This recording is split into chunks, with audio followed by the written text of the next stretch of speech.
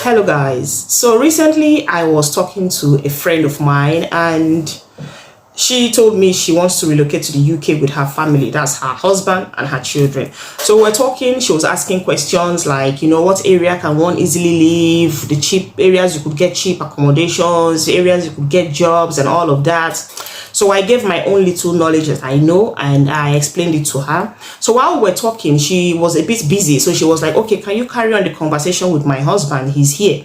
So she gave the phone to her husband and we're talking.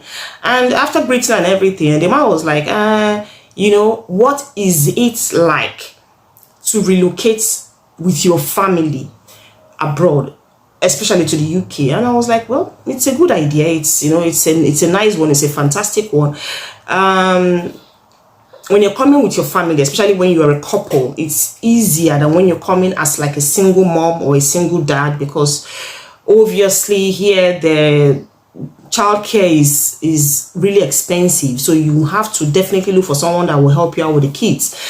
So he was like, yes, that brings him to something, that there's something that he has been hearing around, so he just wants to confirm this. So that is it true that abroad, like in the UK, that men look after children? And I was like, children? What children? He said, sometimes some women will go out and maybe the man will have to stay at home and look after the kids. I was like, they're your kids. If they're your kids, yes, fine, you have to look after them. Sometimes the woman might want to go to work and maybe you're not doing anything. Of course, you'll be with the children. Or sometimes if the woman is a student and she goes to school and she leaves the kids at home, or if they're not in school, of course, the husband has to be with the kids.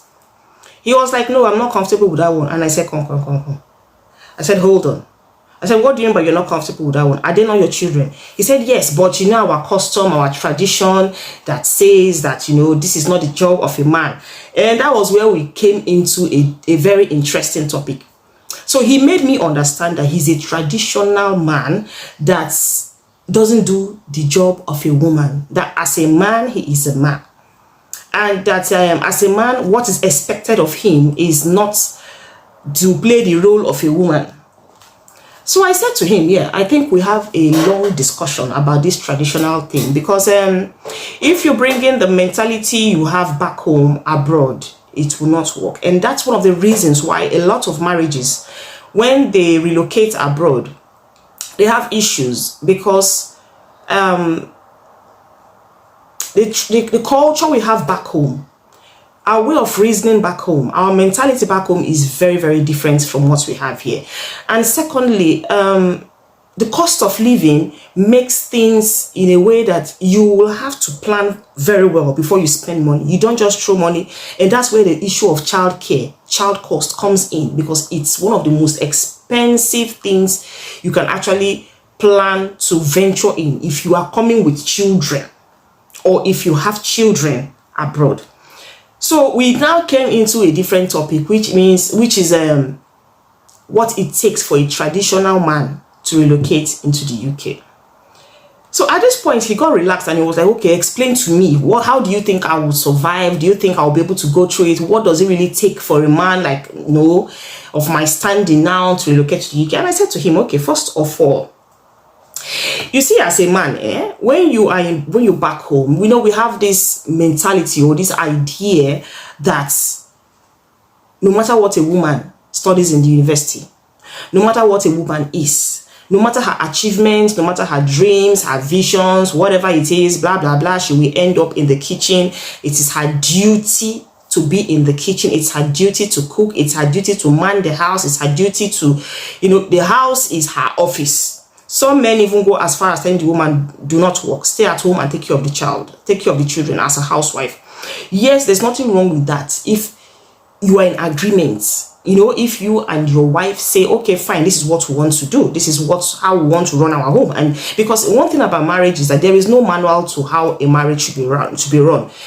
How marriage A works is different from how marriage B works. So if your own idea and your own tradition and culture and beliefs works in your marriage, it doesn't mean that it's going to work in another person's marriage. So I said to him that, well, if you're coming with your children, bear it in mind that there are no housemaids here. There could be nannies, but they are very expensive. At the end of the day, you might end up spending all of your monthly salary on just childcare alone. You have not paid rent. You have not bought your electricity and your gas.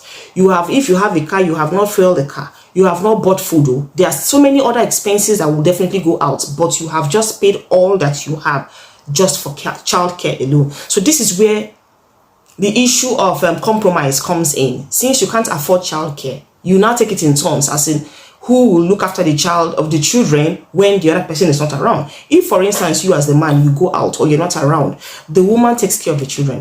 If the woman goes to school or she goes to work, you take care of your children. Now, coming to the aspect of you don't want your wife to work, listen, unless you are very, very wealthy, like unless you're very rich, you can afford to tell your wife not to do anything. You can afford to tell her not to work, sit at home and take care of the house and all of that. Fine, that's okay. Then you know that you're going to do everything by yourself. But I have seen majority, in most cases, I've seen people who relocated to the UK. They came in here quite wealthy, like, you know, standard of Niger wealth. They came in here quite rich, quite wealthy. On getting here, after spending some months of spending money they brought from home, because they kept collecting, withdrawing money from home. And mind you that when you have money back home, you have all the millions back home. By the time you convert it into pounds, it's nothing. The money is useless. And so by the time they keep converting money, transferring money here for use, before they knew what was happening, they ran out of cash. What did they do? They had to go get a job. And now, in a society such as this, unless you have a very, very, very good job, unless you have a fantastic job, a well-paying job, it is not advisable for one person to work. You, husband and wife, have to get a job. If the wife has to do part-time, fine, to support the man who does full-time, good. But the idea of telling the woman don't work at all, just sit at home and look after the kids, look after the home, is going to weigh you down as a man. Because in the first place, you're going to be doing a lot of overtime, a lot of extra shifts just to be able to make up, just to be able to meet up with your expenses, your rent, your bills, your debts, because you will definitely have a lot of these letters flying through your letterbox every time. There will be one debt or the other to pay. There will be one, in fact, I don't know where to start from. There will be one bill or the other to pay, and it's very, very frustrating when only one person is doing this job, when only one person is, you know, taking care of these expenses. And that is where friction comes in the relationship, in the marriage. At that point, the husband and the wife could start getting, there could be a problem in the home, because maybe the man is getting tired of working too much. He needs a rest. And at the end of the day, when he looks back and sees the amount of bills he needs to pay, the expenses he needs to make from the little he's getting, he takes out his anger on the wife. And before you know it, the marriage starts shaky. They start having problems because one person is being overworked. That is why a lot of people decide that, okay, husband, you could do this day shift, or night, wife, do the day shift while the husband does the night shift. You come back, you take it in turns. Whoever is around takes care of the children. Who is not around goes to work. Blah, blah. That is how it goes. That is how you cohabit. That's how you manage. That is how you tolerate yourselves when it comes here. So when it comes to the issue of working and telling the woman not to do anything, unless, that's a clause, unless you as a man, you are very, very wealthy. Like, if you take money from home or wherever you're taking the money from, it will not in any way affect your finances here. Fine, you're good to go. Then you can tell your wife to sit at home and do whatever she wants to do. Secondly, I'm sure by now you must have heard that UK, well, most of the Western countries are more favorable to women than the men. I'm sure you must have heard by now that it's actually a woman's world in this part of the planet. So that goes to show that women yield more power, women yield more authority. And in as much as a lot of people are not really happy about that, they're not really excited about that, it is what it is. That's what it is at the moment. So at that point, you as a man, I'm not saying you're going to like give all your authority to the woman, or you should be scared around the woman, or you should feel uncomfortable, nervous, or insecure around the woman, or you should let your, I don't know, I'm not saying that you should feel uncomfortable around your wife because it's a woman's world. What I'm trying to say is that in a place like this, so many attitudes, so many actions we take back home and is seen as a man's world out there, or is seen as, well, he's the head of the house, is not tolerated here. If you're the type of man that you believe that the only way you can caution your wife, or you can tame her, or the only way you can put her straight is by hitting her. The only way you can tame her or you can put her straight is by, being physical, being violent, being aggressive. It will not work here. It doesn't work here. It could work for you in the first few months, maybe when you've just relocated and everyone is still naive of how the system works. You come and maybe one thing happens, you're shouting at her, maybe you get angry or frustrated.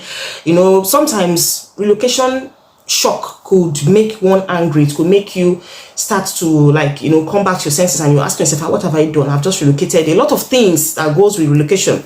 It's not easy at first. So maybe all of those things could have been piling up, and then it starts getting you frustrated, angry, and you start lashing out at her. Maybe you start shouting at her over little things, and if before you know it, you could start getting physical. Maybe you start hitting her or slapping her, pushing her around, touching.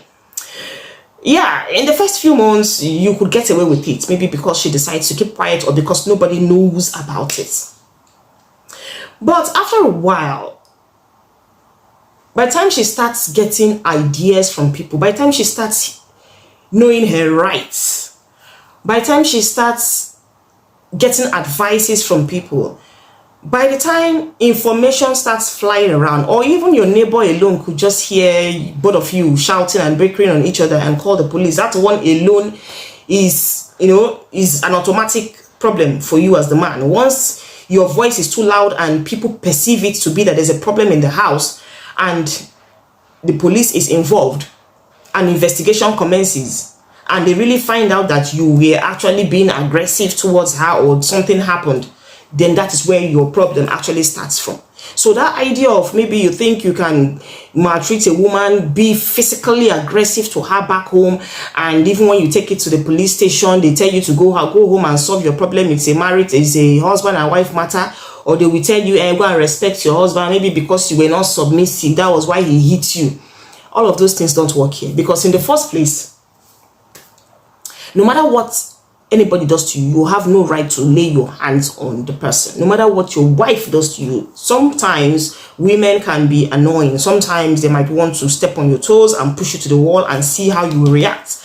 At that point, I would advise you just walk away. I would advise you leave that environment. I would advise you stay clear from that situation. But the idea of you raising your hand on her that you want to retaliate, or it will definitely land you in trouble. And 9 times out of 10, it's usually a man that will suffer for it. Even when the woman is at fault, sometimes it's overlooked, and the man has to suffer for what he knows or he does not know. So in most cases, you keep your hands to yourself.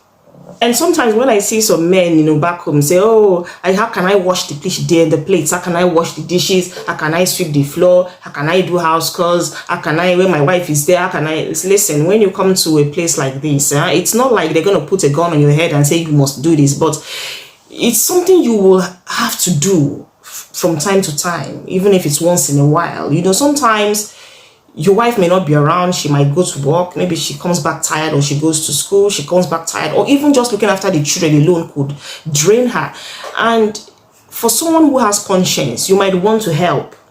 You might just want to help do the dishes. It's your house. It's just the both of you in the house with the children. It's not like you're washing the dish that a stranger ate with, or a stranger cooked with. Or it's not like you're cleaning the house that a stranger slept in. This is what you're doing for your own family. So once in a while, you will have to do it. I've seen couples who came into the country, and after a while, the man was doing 1 or 2 calls once in a while. He would just clean up the sitting room, hoover the rooms, hoover the house, wash the dishes.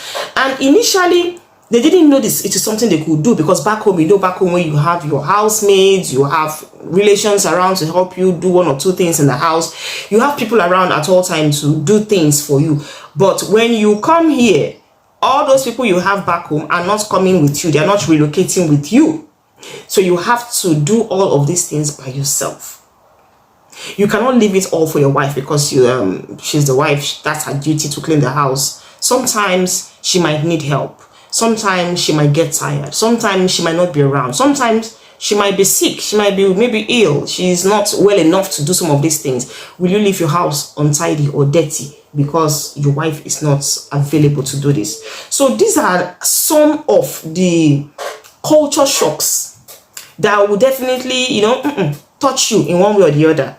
Because I've seen cases and I've heard cases where a lot of people come in, a lot of men come in here, and when they experience some of these things, they get so depressed.